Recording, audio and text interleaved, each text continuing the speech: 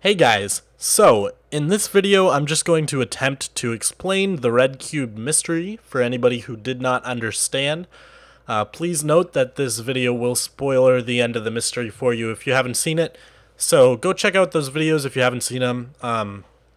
It's a little lengthy, there's 2 parts and it's a lot of fun, or else you can check out someone else's perspective. I know Poet recorded, Jake definitely uploaded for sure, and a few other people were recording, but I'm not sure if they uploaded or not.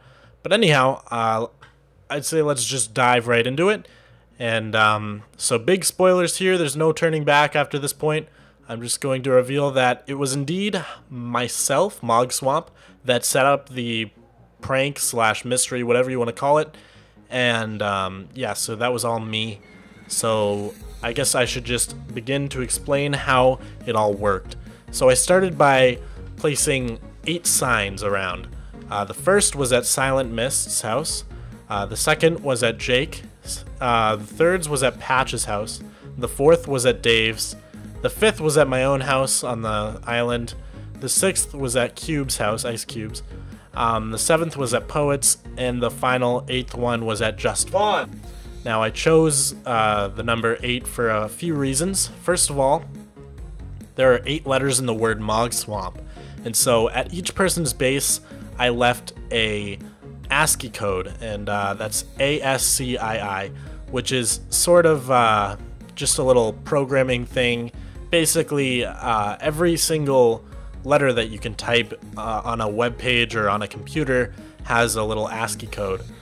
So with those ASCII codes, I put the number that corresponded to the letters of the name Mogswamp. So in order of the signs 1 through 8, if you put all the ASCII codes together and translated them, they translated to Mogswamp.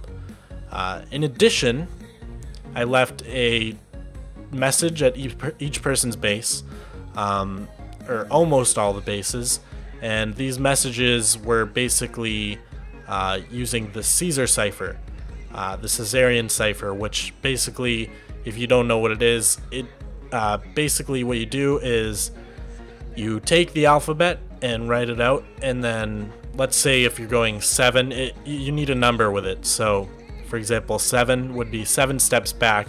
You rewrite the alphabet 7 steps back, and that's how you decode it. You write the message with the alphabet that's been misplaced by 7 steps. Finally, at each person's house, I left a sign that had basically a bit of information that, when decoded, gave away some coordinates. So basically, I split up the 8 people into groups of 4, 1 through 4, and then 5 through 8.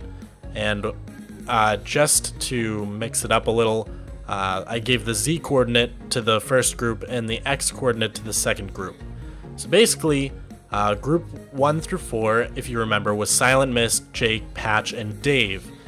And basically, Silent Mist got a letter Z, followed by the other people's names. Jake got Silent Mist's name, then the number 2, followed by Patch and Dave, and so on. So each person got a list of the people, a list of the 4 people in their group in order, but their own name was replaced with either a letter or a number. And when you put them all in order, it would read Z253, negative X 148. Now, as you guys know, if you watch the videos, those coordinates led to a sewer connected to the basement under Poet's house. Now, this was mostly a red herring. It was basically to distract the guys, make them think they had solved a huge mystery, and sort of lead them away from the real clues that would lead them forward. So the final piece of the signs that we haven't looked at yet are those Caesar messages and the numbers that go with them. Basically, everybody got a message that was a bunch of quote-unquote gibberish and a number, and the number corresponded to the letters back in the Caesar code they needed to shift. The important ones were at Silent Mist's house, Jake's house, my own house, and Ice's house. Those were the really important ones. And so basically, you were meant to find the Caesar room at the Nether Hub first, which we actually did. Patch found it right away, which was what I was hoping for. And basically that one just said Caesar hides, and we ended up calling them the Caesarian rooms because everyone had Caesar followed by a verb. Actually, I think it was Caesar begs at the Nether Hub. The verb was totally not important. Basically, the purpose of the Caesar thing was so that when the guys found that room, they would immediately recognize Caesar as a code, which, again, I was right. Poet immediately said, well, you know, Caesar is a code, so that worked out to my advantage. But yeah, luckily Poet recognized it as a Caesar code, so that when we found the others, he knew what to do eventually, and we were able to solve them. And again, so the important ones were at Silent Mist's house, it said, the fountain hides. At Jake's house, it translated to misplaced log. At my own house, it said, I have eyes everywhere, and at Ice's house, it said, look for stone bricks. There were a few others. Poets said, Poet, I am watching you. Van said, you think you are safe. And I believe there was one other that said, maybe you can put chords together. And the purpose of that one was, they were supposed to find the Caesar room and immediately translate the one at the Nether Hub, and then figure out that it says maybe you can put chords together, which was a clue to how you could put Z253 and -x148 together to make coordinates in case they couldn't figure it out. But they ended up figuring that out actually before they figured out that message, I believe. So if you did it in order, you'd find that Silent Mist, who was number 1, his message was the fountain hides, which was basically one of the easiest of the rooms to find. If you dig into the fountain, you would immediately find the Caesar room right under the fountain. And in the Caesar room, it had Morse 3, which referred to, or sorry, actually, I think it was Morse 5, which referred to number 5, who was me at my house. And then it had some more gibberish. And you're not sure what it says, and it's not a Caesar code, so you can't solve it. But if you go to my house, keep in mind it said Morse 5, so since I was 5th on the list out of 8, if you go to my house and find the Caesar room, and the room was located where the spider farm is, a reference to spider eyes, so mine was one of the harder ones. But at my house, in Morse code, there was a message that said @bash1, and also a message that said, if you're confused, go in order 1, 2, 5, 6. So if the guys were really confused about the rooms, that would tell them that there was an order to them, 1, 2, 5, 6, Silent Mist, Jake, Mogswamp, IceCube. So, an @bash is, again, a type of code, other than the Caesar code, in which you basically reverse the alphabet and write a code that way. And the 1 refers simply back to number 1 on the list, Silent Mist. So, if you go back to Silent Mist's house, there was that gibberish that could not be solved, and that translated to Keyed Caesar 6. And 6 refers to the 6th person on the list, IceCube. So if you go to IceCube's house, his message was, look for stone bricks. Once you found the stone bricks on the mountain, there was another Caesar room. And at Ice's house, there was another gibberish code, neither @bash nor Caesar. Well, it's a type of Caesar, but it was unsolvable without the key because it was written in a keyed Caesar. So basically it said, if you need hints, try Jake's. So if you go to Jake's house, the message was misplaced log, and there was a misplaced log in his storage room, and you would find the Caesar room, and it said, there was a little riddle, and it said, something about rhyming and using the X and Z, which was a reference to the coordinates. So basically, what was the place that was found at the coordinates? And I thought, no one's gonna get that riddle, so I just hid behind some stone bricks the word sewer, and then written SEWR, which was the key to the Caesar, to the keyed Caesar at IceCube's house.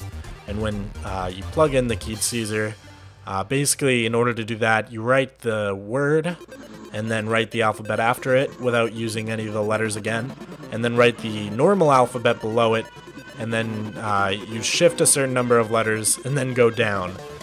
So it's a little complex, but eventually when you solve it, it should say reverse X and Z. Now, when you reverse the X and Z coordinates from earlier, so that now it's Z 148 and negative X 253, you'd find a stone brick in the middle of a forest near Poet's house. And once you found that stone brick, you could mine under it, and there was a sign that said, if only you had a map. And when you make a map while you're standing on that coordinate, you would see an X that I wrote in the ground with TNT, which was not the smartest thing. I did that so it would appear red on the map and be very visible. However, Jake decided to shoot it with his flame bow, which blew up the next clue.